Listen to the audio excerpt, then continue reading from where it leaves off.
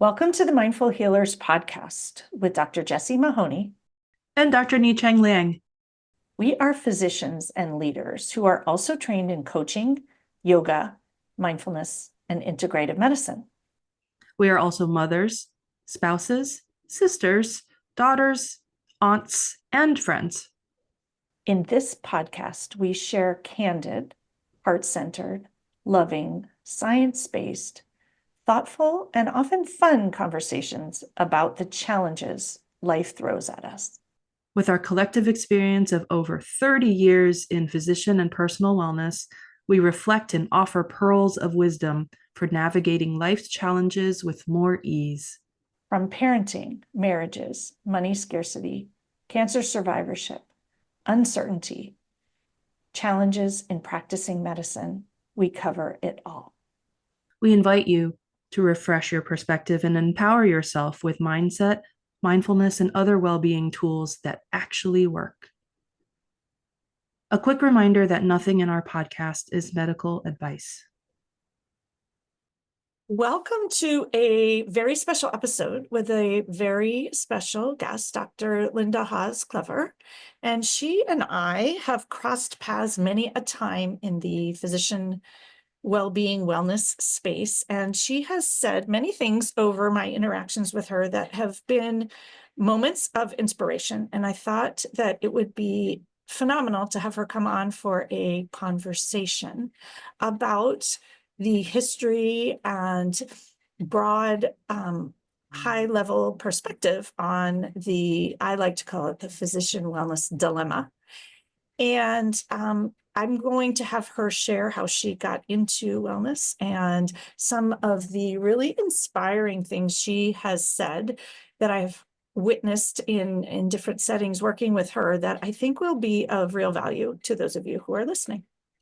So with that introduction, I want to give you a little bit of background about who she is, because she is an amazing woman in medicine who has been working on making medicine a better place for patients and those of us who work in it for years and years.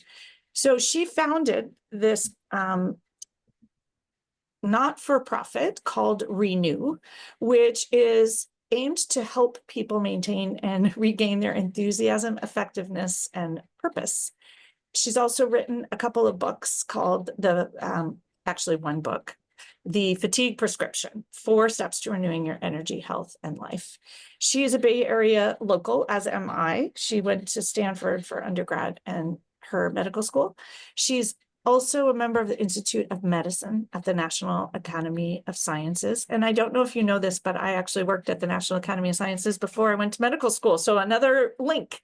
She is also a clinical professor of medicine at UCSF, and she is the Associate Dean of Alumni Affairs at Stanford University School of Medicine. She recently, and I didn't know this about you, but when I looked up, tried to find your bio so I could share it, was given the American Medical Women's Association's Elizabeth Blackwell Medal. And recently, I mean, 2010, but it is given to a woman physician who's made the most outstanding contributions to the cause of women in the field of medicine. And when I read that, I was incredibly inspired. I very recently heard her speak as she was given the 2024 NIE Award from the California Medical Association for Physician Health and Wellness. And she deserves all of these awards for her amazing contributions. And I can't wait to have a lovely conversation sharing her wisdom and perspective with you. So thank you so much for joining us. This is going to be a really fun conversation. I can't wait. So I thought we would just start about how you got into this physician well-being space. Do you want to share that story? Well, it was a terrible time in my life. I'd been very active in many things, as you cited. I'd been a trustee at Stanford. I was editor of the Western Journal of Medicine, now the National Academy of Medicine, et cetera, et cetera. And then my life kind of hit the skids. My mother died. Our house was vandalized and burglarized, and things that she'd given me were destroyed. I lost 2 jobs, not because of merit, but because of what was happening in medicine. I'd been a department chair of Department of Occupational Health, and that department was merged into another department. I was editor of the Western Journal of Medicine, a wonderful job, and that was decided that it wouldn't exist anymore, and so that job had gone. And then my father died, and then my husband Jamie, who's also a wonderful internist, was diagnosed with carcinoma of the prostate and treated, and he did fine from that. And all of that happened in about 18 months, and I was absolutely flattened. All the things that I thought were true or stable or that were going well weren't anymore. Our daughter, who also going to medical school and so forth, was fine, and that was wonderful, and she stayed fine, and she's terrific, and now has 2 children of her own, et cetera, et cetera. But so that was a great thing. Everything else really evaporated or been blown up, kind of. Actually, I had a friend, Paola John Turco, who's written extensively about women around the world making a difference in their lives, of whether it's climate or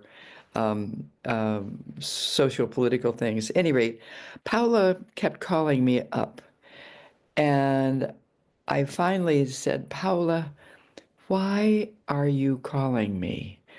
I don't have anything to offer. I am sad. I am miserable. I really am not sparkle plenty. I am not a person who's going to bring much joy into your life right now. And Paola said, I am your friend. And I said, oh. And I'm sure that I hadn't thought of friendship as a life-saving kind of a relationship. I know, you TGIF, so you go and have a good time and whatever you do and celebrate and friends. And so I started thinking about connections between people and how important they are. And then another very good friend was John W. Gardner, who had been Secretary of Health, Education, and Welfare under President Johnson, who started Common Cause, which is an organization of trying to save democracy, started that years and years ago, et cetera. And John had written a lot about excellence and about leadership and about renewal. And he said, what you need to do is renew. I mean, you've got everything you need to have a great life. You just need to refresh and renew and recalibrate. Almost every re-R-E word that you can get, you need to do. And so I thought, okay, then, this sounds like an opportunity. So we, at the same time, medicine was, managed care was getting started, and medicine was in a pickle. And so putting my own pickle in with medicine pickle, and walking the halls of the hospital with friends who were really miserable, I thought, this sounds to me like time to do something. So I started listening, and I do believe that listening, whether it's listening to your own heart, your own soul, or listening to your friends, or listening to your colleagues, or listening, reading books. I mean, listening, I think, is not just hearing, it's also experiencing and reading and all. So I started listening of people who were making it through some extremely difficult times. What did they do? And so we put that together kind of into, for want of a better word, not to sound stuffy, but a curriculum. That is, this is how to. And then the poor souls who had to arrange grand rounds and other meetings started inviting me to speak, which gave me more opportunity to listen. And so that's how we launched. That's beautiful. And one thing I wanted to reflect on is this idea that I mentioned, no mud, no lotus. And I think that in very often in medicine, we wait till everything falls apart before that lotus comes to begin to bloom. And while that's true and a necessary thing, it's also, do we have to wait till everything falls apart? For most of us, that's the story of how we got into this, is that we had a point where everything fell apart and we needed these tools for ourselves. And then we realized everyone else needs them too.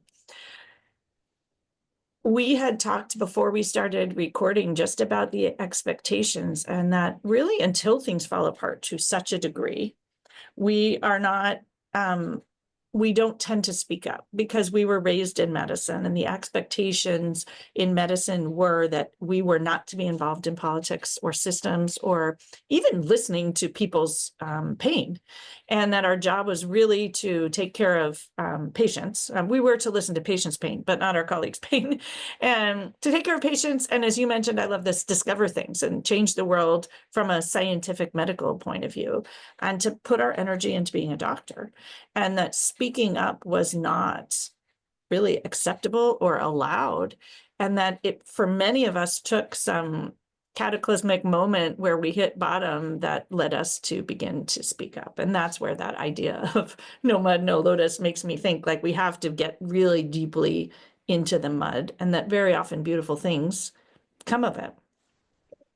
Yeah, I'd rather not have it be that way, though. Fair enough. Fair enough. I am basically opposed to suffering. Yeah. And I think you're absolutely right. One of the good news of these days and gradually over time is it became more allowable to admit, well, this is really not working very well, or I am unhappy, or I am whatever, without having it be thought of as selfish or whatever, because that's the last thing I think that most physicians are, is selfish. I think now, though, we are allowed to see ourselves a little bit with the same spectacles as we see our patients. I mean, we